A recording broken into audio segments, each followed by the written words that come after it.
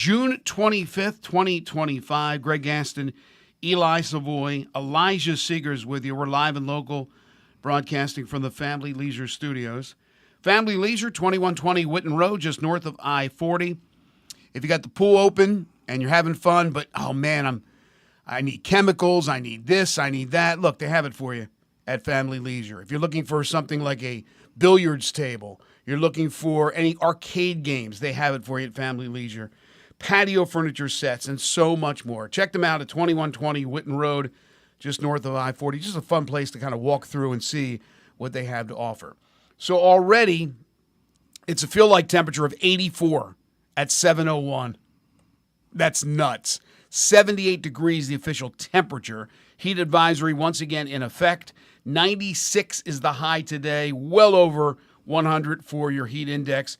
Variable clouds, thunderstorms possible, especially in the afternoon, about a 45% chance. And that's a recurring theme anytime you get this type of heat and humidity. Tonight, partly cloudy, 76 degrees. And then tomorrow, again, more of the same, mid-90s, sun, some clouds, and the possibility of some weather rolling in, but not an all-day affair by any stretch of the imagination. On the program today, DeMichael Cole and the Grizzlies in the NBA, 8:05. He'll join us from the Commercial Appeal. We'll talk Memphis Tigers hoops with Parthu Pajai at 9:25 from the Daily Memphian, as we do each and every week with both those gentlemen. Tigers in the news. Yesterday they had their second Tigers on Tour stop, and some interesting things that Penny Hardaway had to say about the roster. They also talked a lot about the passing of the great Fred Smith. We will get into that on the program today. As I mentioned, NBA draft starts tonight. Already a number of moves that have been made in the NBA with trades. We will discuss that on the program today. Have some college football news to get into as well on the show. We'll take your calls and texts on the Sissy's Log Cabin listener lines at 901-360-8255. So sit back and relax. Enjoy, as we have 3 hours of scintillating sports talk coming your way. Starting now. Good morning. Good morning. What's happening? Man, I'm excited for tonight. This is gonna be interesting. The whole Ace Bailey thing cracks me up. I'm interested to see where he ends up going. I want to see what the Grizzlies end up doing, because I don't think they're going to pick at 16. I think there will be a move. I think they'll actually trade back in the first round.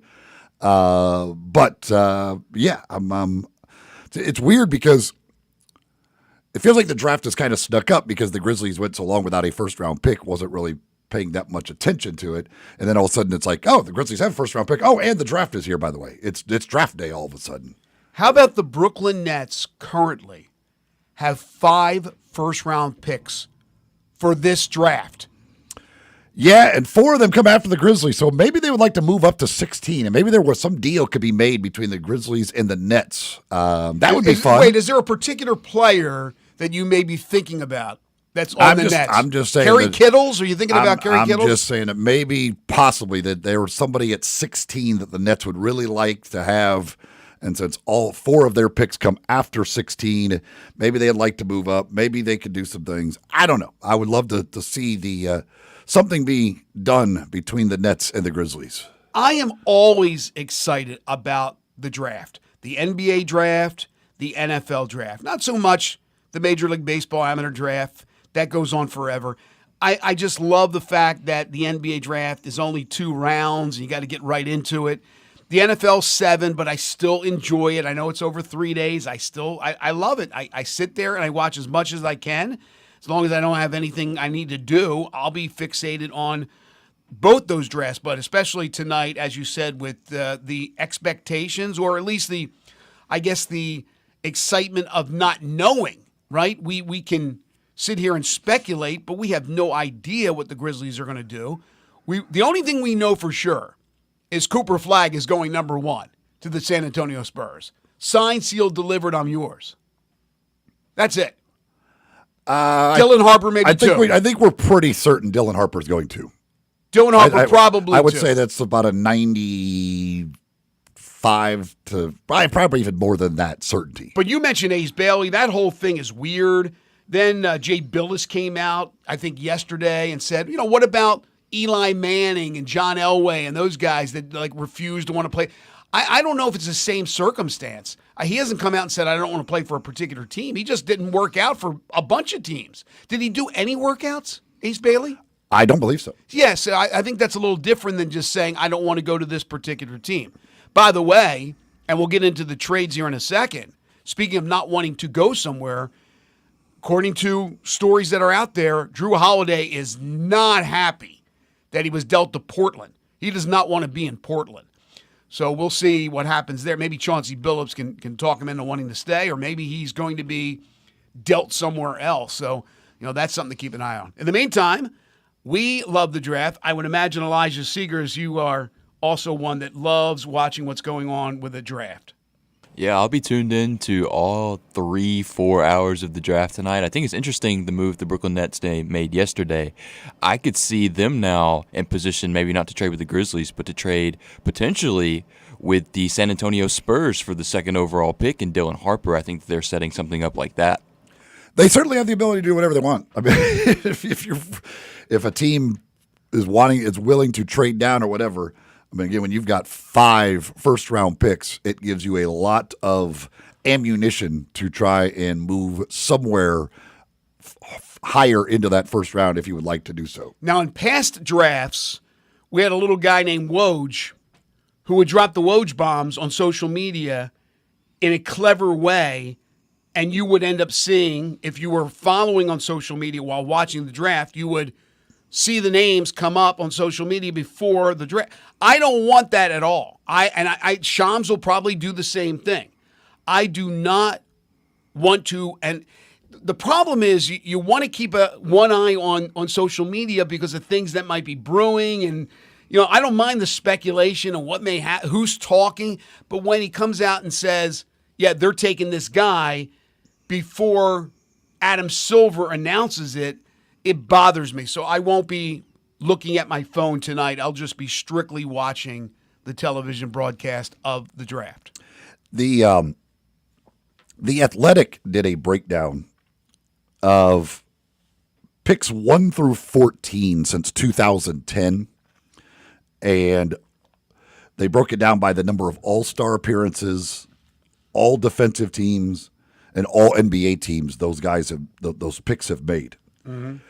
Weirdly enough, the number 2 pick, not very good.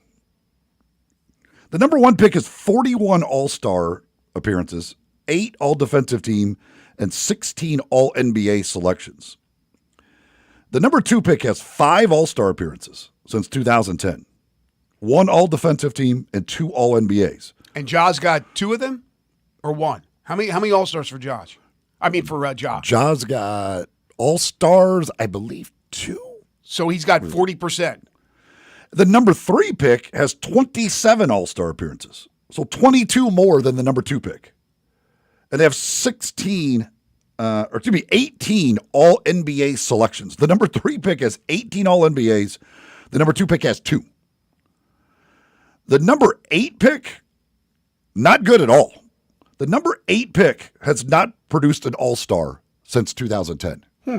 Have 1 all-defensive team selection. That's it from the number 8 pick of the draft. So who's picking number 8 in this draft? Who's got the number 8 pick? Brooklyn. Yep. Good get. They need to trade out of that one because apparently the number 8 pick is jinxed. You don't want the number 8 pick.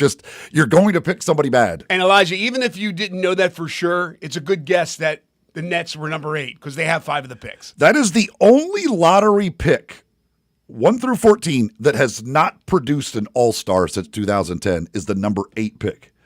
The number 13 pick has 13 all-star appearances. Wow. It's just crazy for whatever reason. Is that like one dude, like the bulk of them, or is it multiple guys? Yeah, I mean, it's got to be multiple guys, but it's still the fact that the number 8 pick has not produced a single all-star game appearance since 2010 is just crazy. So let me look real quick. Somebody you would think would hit on the number 8 pick of the draft. So in the mock I'm looking at right now, and I'm not looking at 30 different mocks. I'm looking at one mock. I just pulled this thing up. The Brooklyn Nets at number 8 take Jeremiah Fears from Oklahoma. So don't expect any All-Star appearances for Jeremiah Fears if he goes number 8. Yeah. Again, it is a jinxed pick for whatever reason. Okay, and look, we're going to get into the Grizzlies and the 16th pick probably in our next segment because we got some trades to talk about and other speculation that's out there. But we will talk a lot about what the Grizzlies may or may not do. But yesterday, we figured that there was more moves on the horizon for the Celtics. And I said there's at least another move, and I remember you said there's probably a couple of moves. Well, according to Shams, Kristaps Porzingis will be traded by the Celtics. That's huge news, as Porzingis in a 3-team trade will go to the Atlanta Hawks along with a second-round pick from the Celtics. The Celtics will get George Niang and a second-round pick from the Nets.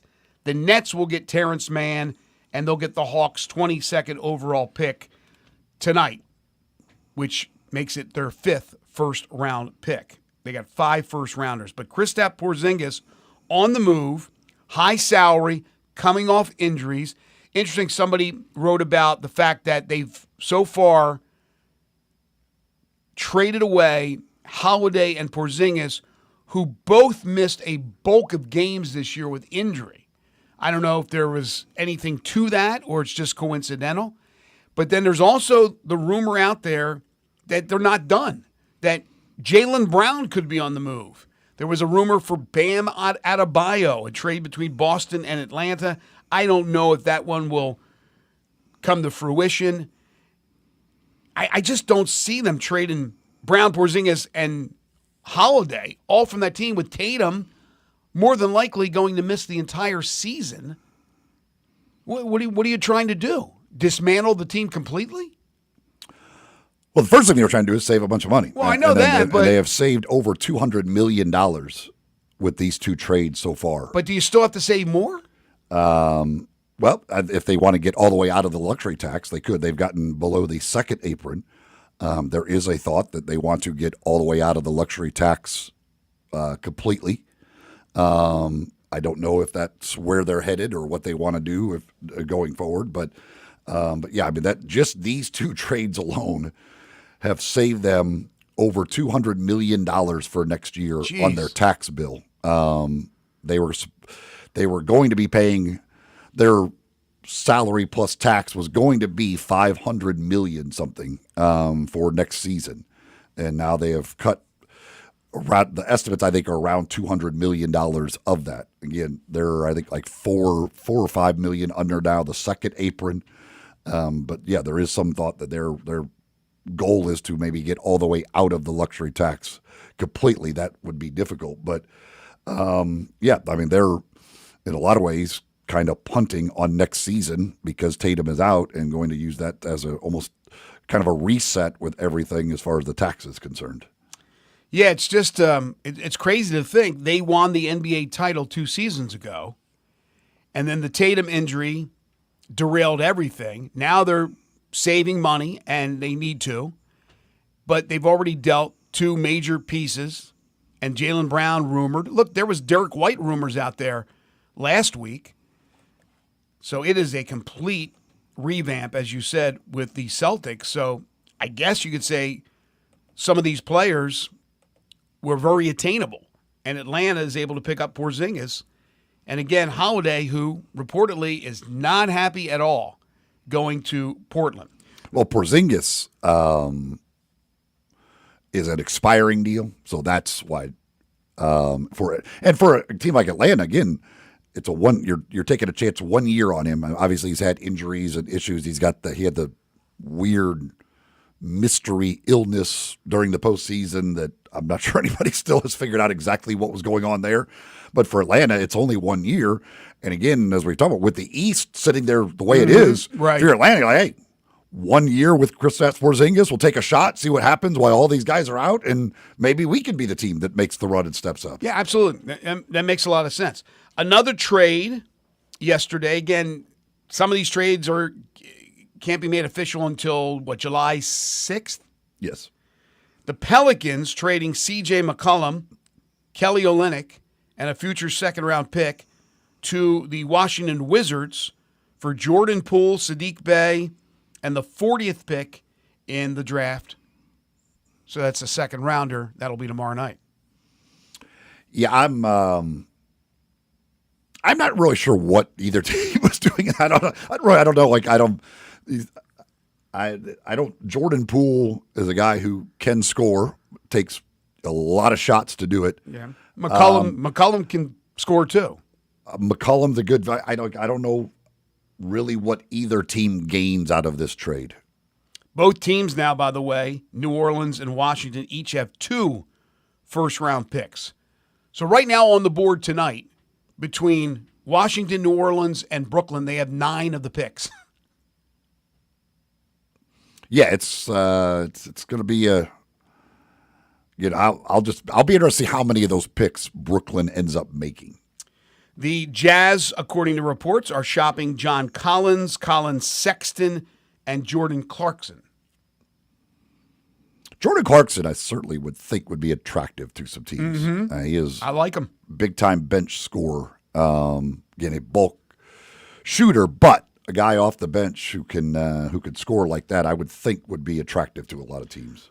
What was the story? And I've been trying all morning to find it, and somehow I haven't been able to find it.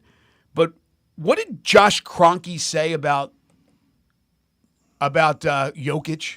What was said about Jokic about trading? Or did you see this story? I did not. Elijah, did you? Okay. What exactly is that all about?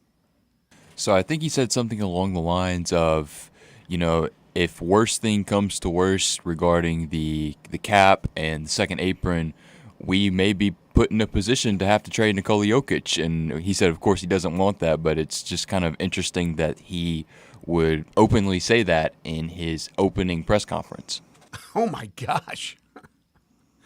It's not going to happen. I mean, he is the franchise. But if you could get Jokic, I mean, I in some cases around the league, I think I'd trade my entire team. Like, here, take everybody. And you could have the keys to the city as well. I'll start with Jokic, and I'll go ahead and put players around him. But, yeah, I thought I saw something. I couldn't find the story. But, yeah, Kroenke saying what he said about, look, that shouldn't even be uttered, those words. I don't care if you're paying tax, you're in the second apron, whatever the case may be. You want to shed money, but you don't want to give up the farm. Now, we've seen teams in professional sports do that. They've had complete fire sales. I think the Marlins come to mind for me first and foremost because they did it twice, winning World Series titles both times. And I always bring up the question to our listeners, would you sacrifice 10 horrible, putrid years for your team for one title, for one championship? And I think most people would say absolutely.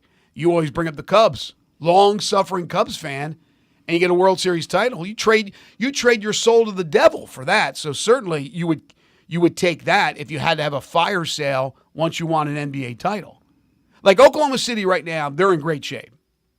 And maybe they'll win multiple NBA titles. Maybe they'll become a dynasty. Maybe they won't. But right now, if you said, or let's say right before the playoffs started, you told Oklahoma City fans, and they haven't been around Oklahoma City for that long, but you told them, or you asked them, would you win, if you can win this title this year, would you sacrifice 10 years of putrid basketball? They would say yes, absolutely. To get a title, that's the ultimate accomplishment for your franchise. The quote from Cry, he was talking about the second apron, going into the second apron, possibly. And he said, there are rules around it that we need to be very careful of with our injury history. The wrong person gets injured and very quickly you're in a scenario where I never want to have to contemplate. That's trade number 15. Yeah. So don't even bring it up. It became a real big story this morning nationally. So I was listening to national shows driving in. Like, come on, you're making a mountain out of a molehill, but don't even utter those words. I mean, Jokic is everything to that organization. All right, we'll take our first time out. When we come back, let's talk about the Grizzlies and the possibilities at number 16. If you'd like to text in on the Sissy's Log Cabin listener lines and you follow the draft thoroughly and you have a thought on who you think the Grizzlies should take at 16, and this is players that will be around that number, right? Don't say Cooper Flag. But if you want to give us your thoughts, we'd love to hear from you. But we'll talk about some of the candidates, some of the possibilities. We've talked to experts who have been on the show for the last several days and late last week as well to give us their thoughts on what the Grizzlies may do. And as Eli said, maybe they won't be picking at number 16. But right now they have a first-round pick, and it brings a little more excitement into the whole deal with the NBA draft starting tonight. You're tuned into Sports 56 Mornings with Greg and Eli on Real Sports Talk, Sports 56 and 98.5 FM. Be sure to follow us at Sports 56 WHBQ on Twitter, Facebook, Instagram, and YouTube to watch live video of our shows. Stay up to date with station events and have chances to win prizes. Don't miss out on anything that's going on. Follow us at Sports 56 WHBQ. Moving is stressful, but Black Tie Moving can take the worry out of the process. Whether you're moving across town or across country, moving your home or your office, or personal moving concierge from Black Tie Moving will work with you to design a home that perfectly fits your budget and needs. And they're available 24/7 to answer any questions you have. Give Black Tie Moving a call at 901-316-6196 or go to blacktiemoving.com/Memphis to get your personal, no obligation quote from the moving experts at Black Tie Moving. So you need to sell your house? I have a solution. Call 901-406-1101. That's 901-406-1101. Call my buddy Bill and I buy houses, any house, any area, as is. It's literally as simple as that. Just pick up your phone, call 901-406-1101. That's 901-406-1101. Call my buddy Bill and I buy houses, guaranteed to close in 5 days. If you need to sell your house fast, call Bill 901-406-1101. Bill and I buy houses. Nestled in the heart of East Memphis, located corner of Park and Cherry, is a beautiful residential neighborhood. I'm here at Town Village Audubon Park interviewing a new resident, Carolyn. Share with us why you chose Town Village. Well, if your parents or special friends need to make that big move, let me share with you my experience. It was tough for me early on, but then I discovered Town Village. I would like to highly recommend Town Village to you and your loved ones. After looking at all the amenities and meeting all the people and staff, I was hooked. From restaurant, bistro, 3 meals per day, housekeeping, transportation, security, health care, physical therapy, exercise room, and even a heated pool and spa. Come see us and make your new home in Town Village. Visit us and call Daniel at Town Village Audubon Park at 901-374-7342. There's no place like home, Town Village. Listen each and every Sunday morning at 11 to join Ottawa Presbyterian Church for worship. Ottawa is a PCUSA church in Memphis. This traffic report brought to you by Triangle Meat Company, feeding Memphis since 1967. Open 8 to 5, Monday through Friday, 4790 Summer Avenue. Trust Triangle Meat Company. Sports 56 traffic. Good morning. It's got a little bit heavier up through Midtown in the last few minutes on 240 here up by Lamar. It's also trying to pick up on 385 Billmore Parkway as you get on to 240. Still moving down I-40 at the moment coming in from Fayette County. That's going to get heavier in the next few minutes on I-40 as you come past Germantown Parkway. Dandelions, crabgrass, Lawn Solutions says we'll get rid of all this. Make your yard look beautiful this summer. Call Lawn Solutions here in Memphis, 867-5626. I'm Commander Chuck with your on-time traffic. Now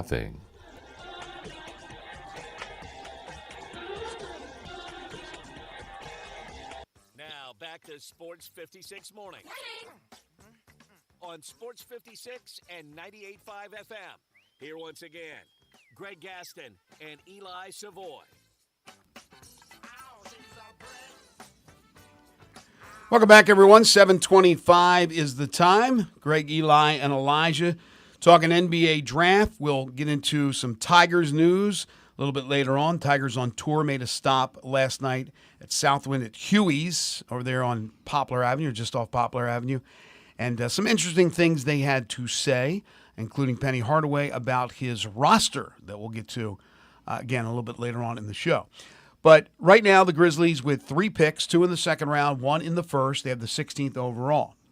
Again, I am looking at one of the mock drafts. There's a million of those out there. But I have looked at a number of them. I'm just not staring at all of them at the same time right now.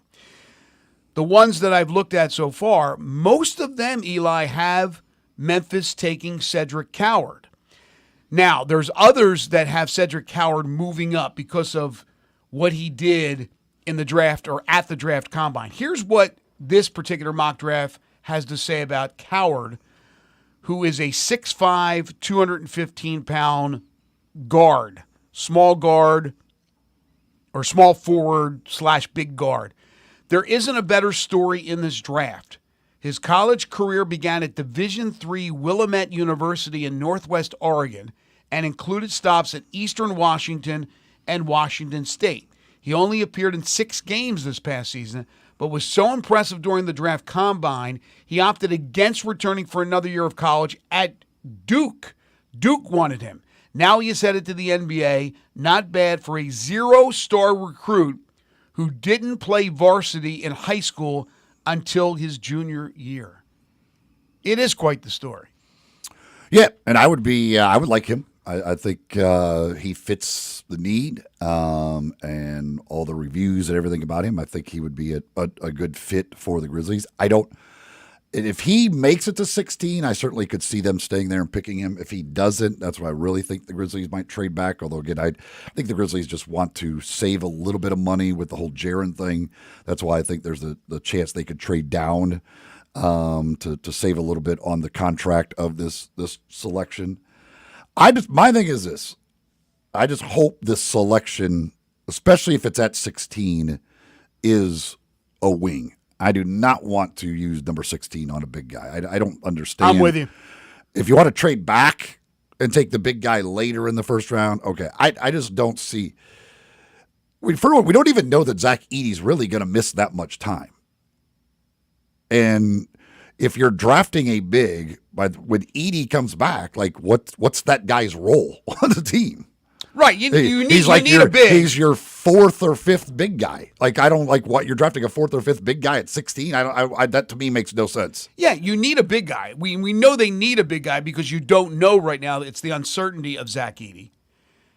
And you also have to have somebody to rebound because Jaren Jackson Jr. just doesn't rebound the basketball. Let's be honest here. So you got the veterans minimum. You can use that. You can maybe move up in the second round, package the 2 second-rounders for 1 second round. I don't know if a team's interested in doing that, but you could. There's creative ways you can do things to move up to get your big or to go the free agency route. I'm with you 100%. If you're keeping this 16th pick, make this pick count. Make it count. Now, we always hear about whether it's the NFL combine, the NBA draft combine, or what have you, that some guys will have off days. But they always emphasize, but look at the track record of that player. Look at the tape on that player. Look at the years he put together in college or this or that. This is the opposite. This guy, although he was obviously a stud in D3 and all that, he doesn't have that much experience in D1. 6 games. Yeah, Duke wanted him. And Duke doesn't usually miss on people, but he blossomed at the combine. But that's only at the combine. Could it be where he had just this unbelievable out-of-body experience at the combine? Could it be the opposite? Where he doesn't have the track record, he doesn't have the tape, he doesn't have all this history of battling against the best in D1.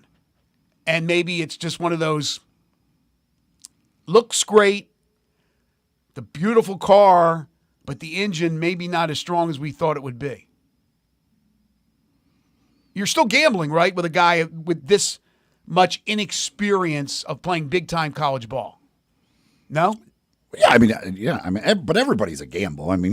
Some more than others. Cooper Flagg's not a gamble. He went to the combine and showed he could knock down shots, and so that immediately gets people's attention.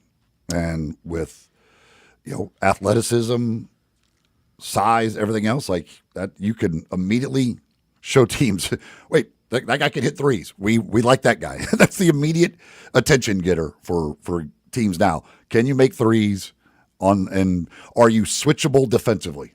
That's the two things they're looking for the most. And he seems to check all of those boxes.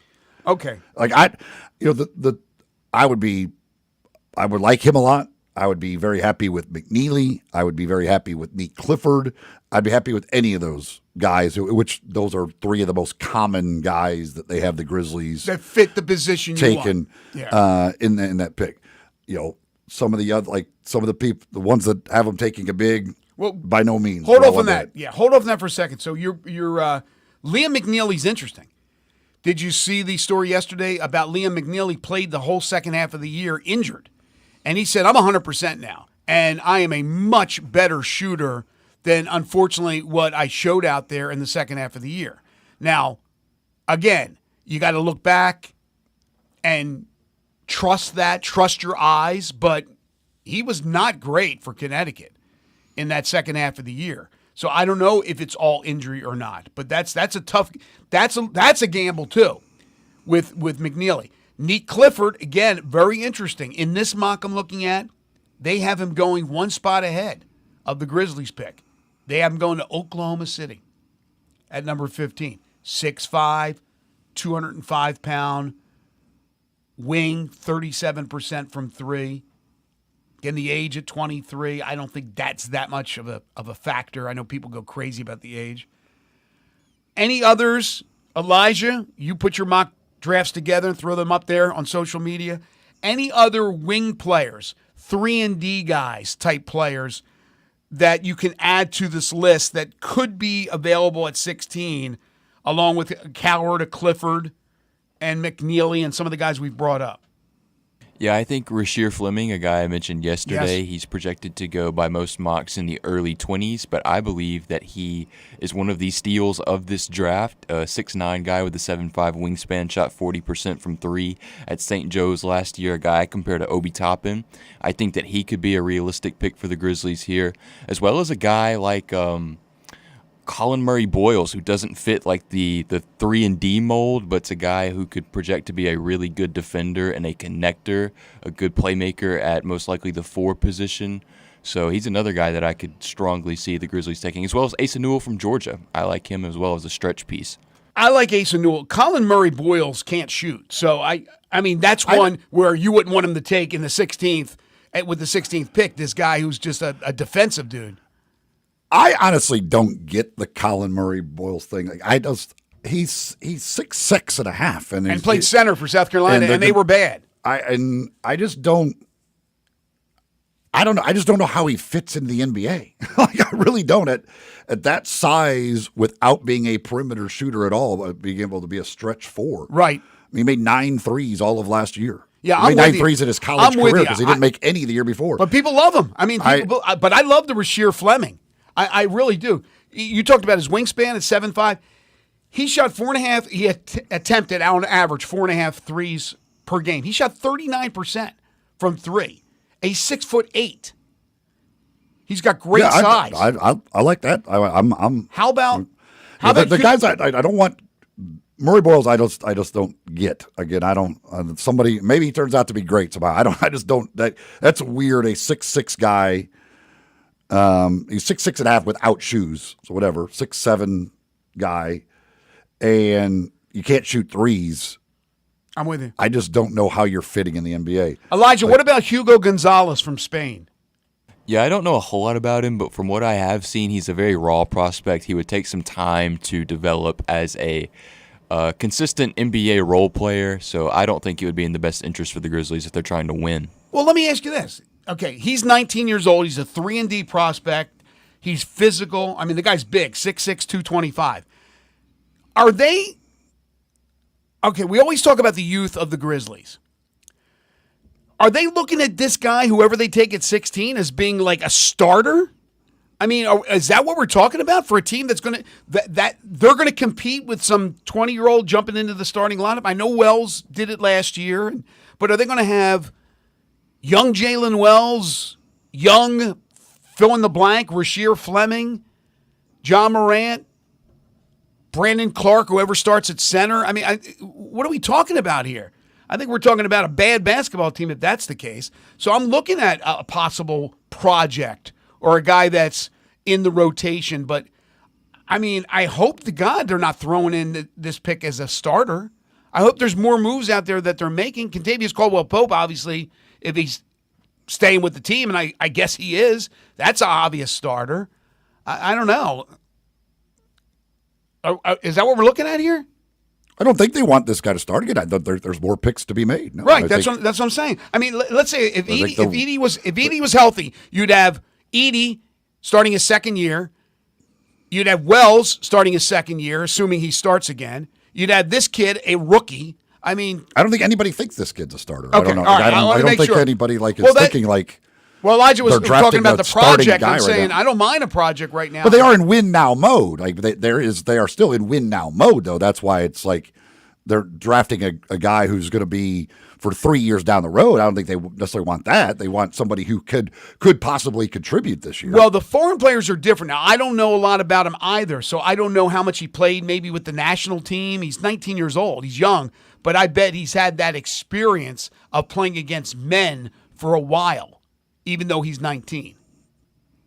So, I mean, somebody like that, a foreign player, I don't mind somebody like that. But I really, the more and more Elijah talks about Fleming, I like Fleming a lot. But I'm willing, not that it's my choice, but to be satisfied with them rolling the dice on a Cedric Coward. Makes sense to me. Now, the bigs, again, and I'm with you, but other people think maybe they take a big at 16. So what are the choices? You talked about Asa Newell. You have Danny Wolf. Do you like Danny Wolf?